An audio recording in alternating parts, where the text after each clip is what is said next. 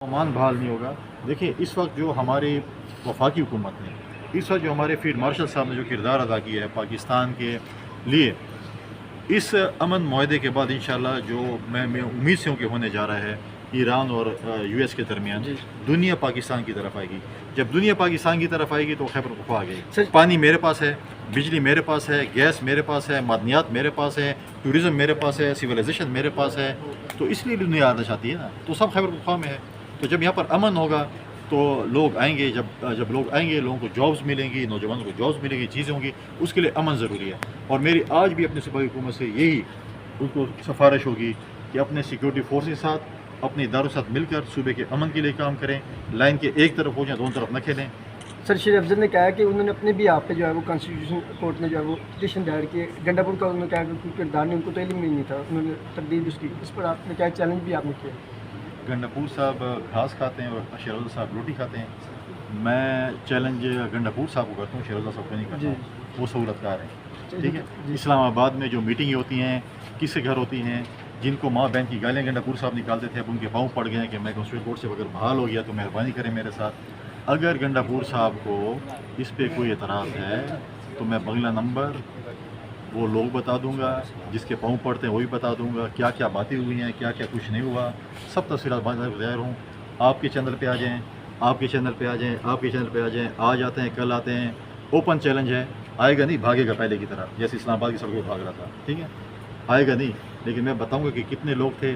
3 کا ٹولہ تھا، 4 کا ٹولہ تھا، کیا کیا بات چیت ہوئی، سب ہمیں معلوم. سر لاسٹ میں یہ بتا دیں کہ کل سویل افریدی صاحب کابینہ کے ہمراہ اڈیالہ جیل جا رہے ہیں بانی پی ٹی آئی سے ملاقات وغیرہ کرنے. آپ نے سمجھتے کہ ان کو صوبے پہ توجہ دینے کی بجائے کہ اڈیالہ کی؟ میں سمجھتا ہوں کہ 2 پی ٹی آئی ہونی چاہیے، ایک اڈیالہ جیل کے لیے ہونی چاہیے اور ایک صوبے کے معاملات چلانے کے لیے ہونی چاہیے. صوبائی حکومت کو، صوبائی وزیر اعلیٰ کو صوبے کے امن و امان کے لیے، صوبے کی ترقی کے لیے، صوبے کی خوشحالی کے لیے کام کرنا چاہیے.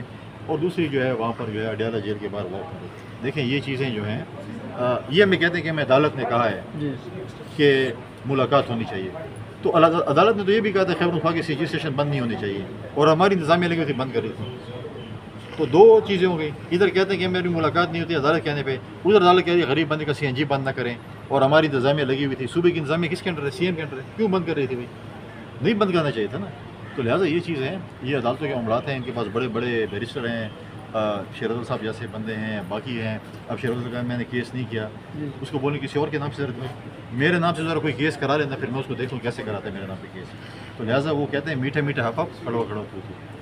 اچھا کوٹی صاحب لاسٹلی یہ بتائیے گا، ایک سوال لیجیے گا پلیز، کہ اگر سہیل خان افریدی صاحب کو ہٹا دیا جاتا ہے یا فیڈرل کورٹ کا کوئی ایسا فیصلہ آ جاتا ہے اور گنڈا پور صاحب دوبارہ وزیر اعلیٰ بن جاتے ہیں، تو صوبے کے لیے آپ ان کے ساتھ مل کر کام کرنے کے لیے تیار ہو جائیں گے؟ پھر یہ ایف اینڈ بٹ کی بات ہے، یہ شاید اگلے جان میں کوئی چیز ہو، اس جان میں نہیں ہونا. اچھا گورنر صاحب ایک سوال یہ وہ بھی انشاءاللہ بہت جلد سالو ہو جائے گا. میری بات چیت ہوئی ہے تو انشاءاللہ وہ بھی حل ہو جائے گا.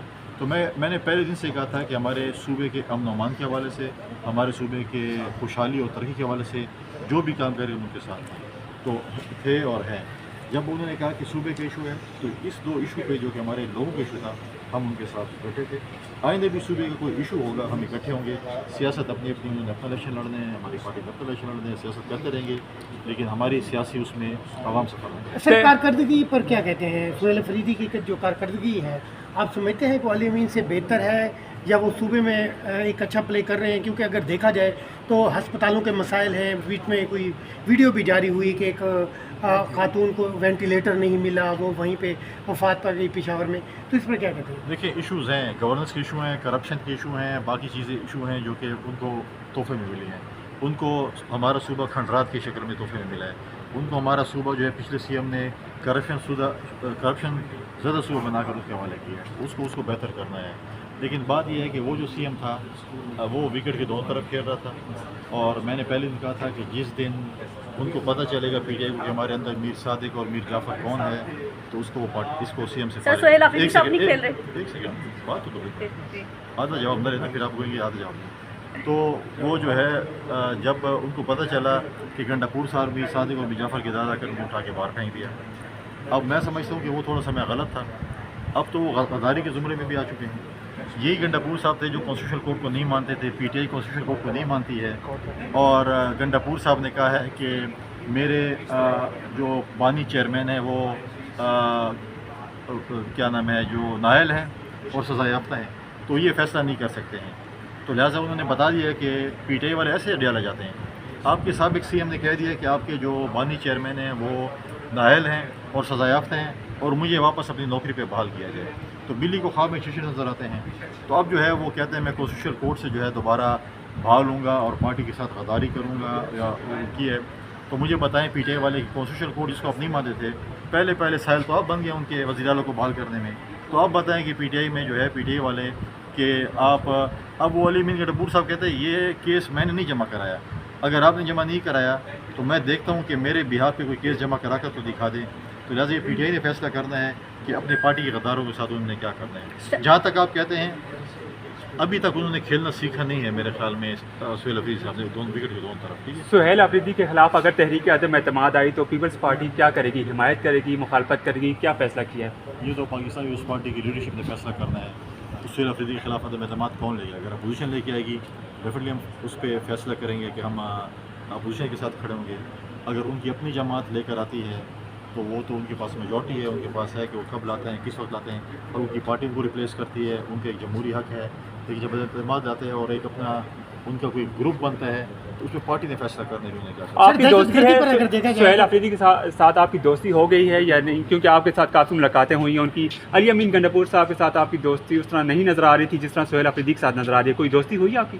دیکھیں میری اس حد تک دوستی ہے کہ میں صوبے کی جو ایشو ہے، صوبے کا جو مقدمہ ہے، جب مجھ سے وہ سپورٹ مانگیں گے میں اس کے لیے خیبر پختونخوا کی عوام کے لیے ہم ان کو سپورٹ کریں گے. جیسے ہم نے سی این جی میں سپورٹ کیا، گندم کے ایشو میں سپورٹ کیا، ہمارے وفاق کے ساتھ بہت سے اور ایشوز ہیں، ہم ان کو سپورٹ کریں گے.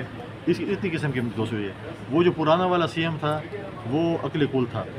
آپ بھی بڑے مہربان تھے ان کے. وہ جلوس لے کے آتا تھا، آپ ان کو بتاتے تھے کہ دامن ایگو کے راستے چلے جاؤ.